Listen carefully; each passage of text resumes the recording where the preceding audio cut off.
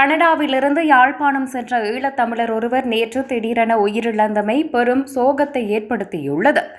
இயற்கையை நேசிக்கும் இயற்கை செயற்பாட்டாளரும் கனடா பல்கலைக்கழக விவசாய ஆராய்ச்சியாளர் பொன்னுதுரை ரவிச்சந்திரநேசன் நேற்று உயிரிழந்துள்ளார்.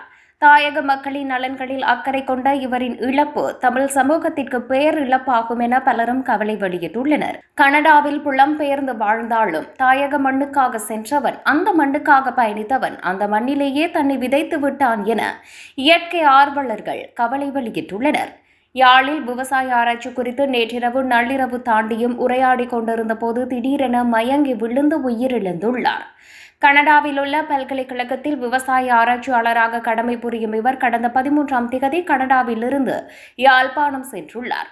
பல்கலைக்கழக விரிவுரையாளருடன் ஜூம் தொழில்நுட்பம் மூலம் ஆராய்ச்சி குறித்து கலந்துரையாடி கொண்டிருந்த போது அவர் திடீரென மயங்கி கீழே விழுந்துள்ளார். இதனைத் தொடர்ந்து அவரை உடனடியாக யாழ்ப்பாணம் போதனா வைத்தியசாலையில் அனுமதிக்கப்பட்ட போது அவர் சிகிச்சை பலனின்றி உயிரிழந்தார். இவரது சடலம் மீதான மரண விசாரணைகளை திடீர் மரண விசாரணை அதிகாரி நமச்சிவாயம் பிரேம்குமார் மேற்கொண்டுள்ளார். திருநெல்வேலி தலங்காவல் பிள்ளையார் கோவிலுக்கு அருகாமையில் உள்ள பதிவாளர் வீதியில் அவரது சடலம் தற்போது வைக்கப்பட்டுள்ளது.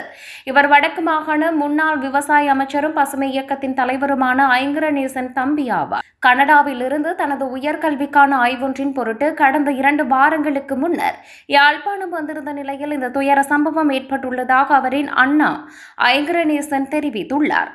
யாழ்ப்பாணத்தில் மக்களின் அஞ்சலிக்காக பூதவுடல் வைக்கப்பட்டுள்ள நிலையில் கனடாவுக்கு கொண்டு செல்வதற்கான ஏற்பாடுகள் முன்னெடுக்கப்பட்டு வருவதாக அவர் மேலும் தெரிவித்துள்ளார்.